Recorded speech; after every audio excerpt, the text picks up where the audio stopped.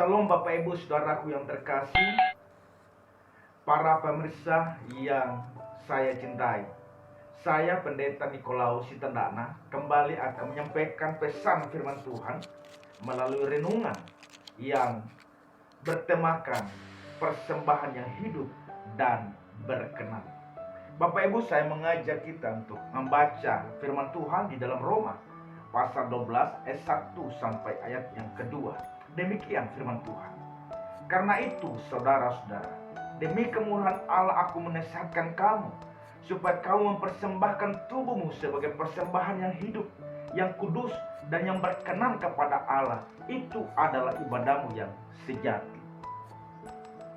Janganlah kamu menjadi serupa dengan dunia ini, tetapi berubahlah oleh pembaharuan budimu, sehingga kamu dapat membedakan manakah kehendak Allah, apa yang baik, yang berkenan kepada Allah, dan yang sempurna. Saudaraku yang terkasih, saya akan mulai dari sebuah tradisi bagi bangsa Israel, bahwa setelah bangsa Israel keluar dari Mesir untuk beribadah kepada Allah, maka Musa memerintahkan bagi bangsa Israel untuk membangun kemah suci, kemah pertemuan, atau yang biasa disebut tabernakel, di mana Tuhan akan berjumpa dengan umatnya melalui wadah tersebut. Saudaraku yang terkasih, dengan berdirinya kemah suci atau tabernakel ini, maka Tuhan memberikan hukum-hukum dan aturan-aturan yang mengatur tata cara beribadah, tata cara pelayanan imam besar dan para imam-imam, saudara. Bahkan tata cara bagaimana harus memberi korban dalam kemah pertemuan tersebut. Saudaraku yang terkasih, sehubungan dengan korban, kalau kita melihat di dalam imamat, mulai dari pasal 1 sampai pasal yang ke-7, maka kita akan menemukan ada 5 jenis korban yang telah ditetapkan, Bapak Ibu Saudaraku yang terkasih. Kelima korban tersebut: 1. Korban bakaran. Yang kedua, korban sajian. Yang ketiga, korban keselamatan. Yang keempat, korban penghapus dosa. Dan yang kelima, korban penebus salah. Saudaraku yang terkasih, kelima korban tersebut yang saya sebutkan tadi menekankan 2 hal penting yang harus kita perhatikan, Bapak Ibu Saudaraku yang terkasih. Yang pertama, semua korban binatang, termasuk di dalamnya lembu sapi, domba, kambing, dan burung tekukur bagi mereka yang tidak mampu atau yang miskin, haruslah mempersembahkan yang terbaik dan yang tidak bercela. Sekali lagi, haruslah mempersembahkan yang terbaik dan tidak bercela. Penekanan yang kedua, saudaraku, yaitu korban sajian yang meliputi hasil pertanian yang terdiri dari tepung, minyak, dan kemenyan, haruslah juga yang terbaik. Sekali lagi, harus yang terbaik, saudara. Saudara yang terkasih, kelima korban yang disebutkan dalam kitab imamat tadi, saudara, saya percaya ini menunjuk kepada pengorbanan Tuhan Yesus di atas kayu salib, atau menunjuk kepada korban Kristus di atas kayu salib, saudaraku. Saudaraku yang terkasih, jadi berbagai persembahan korban dalam perjanjian lama, saudara, semua menunjuk kepada pengorbanan sempurna Kristus yang final, saudara. Persembahan korban merupakan bayangan dari apa yang harus datang, sedang wujudnya ialah Kristus. Coba kita baca dalam Kolose pasal 2 ayat 17, berkata demikian: semuanya ini hanyalah bayangan dari apa yang harus datang, sedang wujudnya adalah Kristus. Lebih lanjut dalam Ibrani 10 ayat 1 bagian A berkata, di dalam hukum Taurat hanya terdapat bayangan saja dari keselamatan yang akan datang, sedang wujudnya adalah Kristus, saudaraku. Alkitab menegaskan bahwa kematian Kristus yang menamaikan sekali untuk selamanya merupakan satu-satunya korban atas dosa, penebusan, dan keselamatan bagi yang percaya. Saudara bisa baca Alkitab di rumah dalam Ibrani pasal 10 ayat 1 sampai 18. Saudara yang terkasih, lebih lanjut lagi, kalau kita melihat dalam Yohanes pasal 1 ayat 29 bagian B berkata begini. Yohanes melihat Yesus datang kepadanya dan ia berkata, "Lihatlah anak domba Allah yang menghapus dosa dunia." Saudaraku yang terkasih, maka 5 jenis korban dalam kitab Imamat, saudara. Sekali lagi, 5 jenis korban dalam kitab Imamat tadi, saudara. Ini bisa menunjuk kepada 5 luka yang terdapat di dalam tubuh Tuhan Yesus. 5 luka tersebut antaranya adalah 1, luka pada kepala dengan mahkota duri. Yang kedua, luka pada kedua telapak tangannya. Yang ketiga, saudara, luka pada kedua telapak kaki Tuhan Yesus. Yang keempat, luka pada lambung Tuhan Yesus.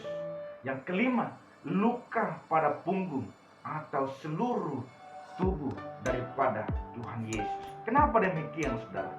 Kalau sekali lagi kita berkanjang kepada Kolose pasal 2 ayat 17 bahwa semuanya ini hanyalah bayangan dari apa yang harus datang, sedang wujudnya adalah Kristus.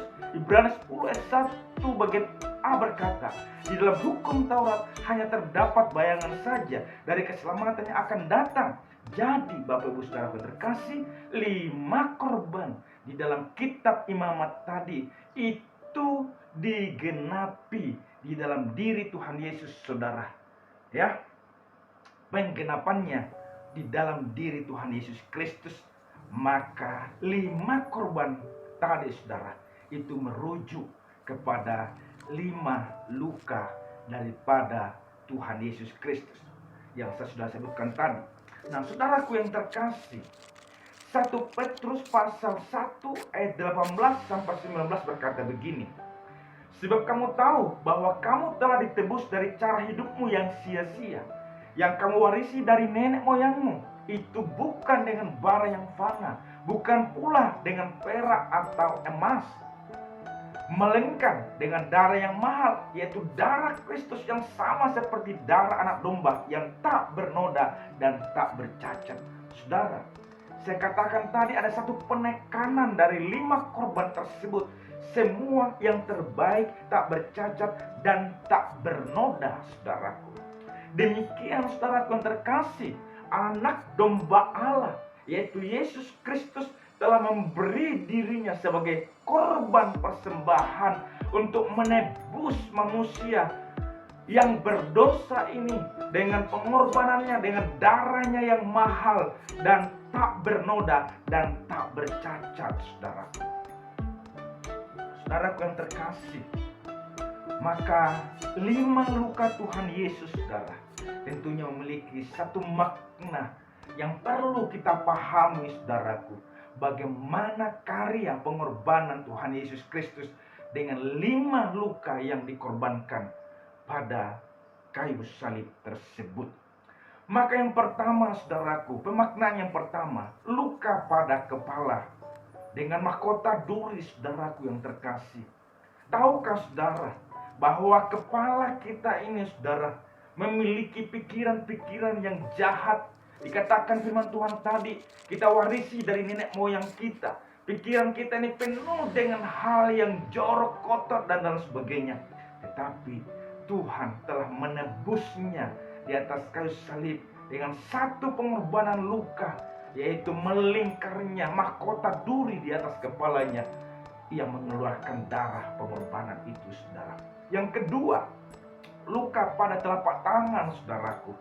Dengan tangan Yesus dipakukan di atas kayu salib, saudara. Tahukah saudara bahwa tangan kita ini, saudaraku, perjalanan perbuatan tangan kita ini sering kali salah. Ada banyak hal yang kita lakukan yang tidak berkenan di hadapan Tuhan. Tetapi Tuhan telah menebusnya semuanya dengan pengorbanannya di atas kayu salib, dengan dipakukan kedua tangannya untuk melepaskan, menebus kita dari perbuatan yang sia-sia. Yang ketiga, saudaraku, luka pada telapak kaki Yesus. Tahukah saudara bahwa saya dan saudara perjalanan kehidupan kita ada banyak hal yang menyimpang dari apa yang menjadi kehendak Allah. Tuhan dengan firman-Nya berkata, seharusnya kita ke kanan, tetapi kita ke kiri, saudara. Tuhan berkata bahwa kita harus lurus ke depan, tapi kita ke kanan dan ke kiri. Saudaraku, ada banyak perjalanan hidup kita yang kita warisi dari nenek moyang kita sampai dengan hari ini, saudara. Ada banyak dosa, tapi Tuhan telah menebusnya melalui pengorbanannya dengan kedua kakinya dipakukan di atas kayu salib. Maka saudaraku, yang keempat, luka pada lambung, pada liver atau hati daripada Yesus, saudaraku yang terkasih. Tahukah saudara bahwa hati kita ini bersumber dari semua kejahatan, kenajisan, kepahitan, dendam, iri hati, trik-trik jahat, saudaraku. Tapi bukankah Tuhan telah menebus semuanya, telah mengampuni, saudaraku, melalui kematiannya dengan satu pengorbanan di mana lambung Yesus, hati Yesus ditusuk dengan tombak pada waktu itu demi untuk penebusan dari cara hidup kita yang kita warisi dari nenek moyang kita, menyangkut hati kita, saudaraku. Yang kelima, Bapak Ibu saudaraku yang terkasih, yaitu luka pada punggung atau seluruh tubuh Yesus, saudaraku. Tahukah saudara, dengan luka yang terdapat pada tubuh Yesus, di punggung Yesus, saudaraku, maka Alkitab berkata, oleh bilur-bilur itu engkau menjadi sembuh. Itulah fasilitas yang Tuhan siapkan bagi saya dan saudara untuk kita mendapatkan kesembuhan. Dan 5 luka pengorbanan Tuhan Yesus adalah fasilitas penebusan bagi saya dan saudara untuk kita menjadi anak-anak Allah yang akan menjadi anak-anak kerajaannya, hidup kekal bersama dengan Tuhan. Nah, saudaraku yang terkasih, ketika kita memahami hal ini, bagaimana Tuhan berkorban bagi kita, maka apa yang harus kita lakukan?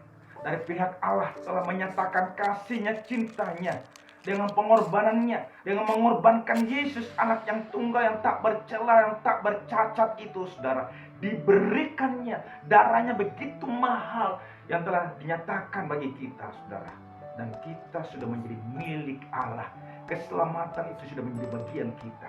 Lalu apa yang harus kita lakukan sebagai bagian dari kehidupan kita yang telah menerima kasih karunia itu, saudara?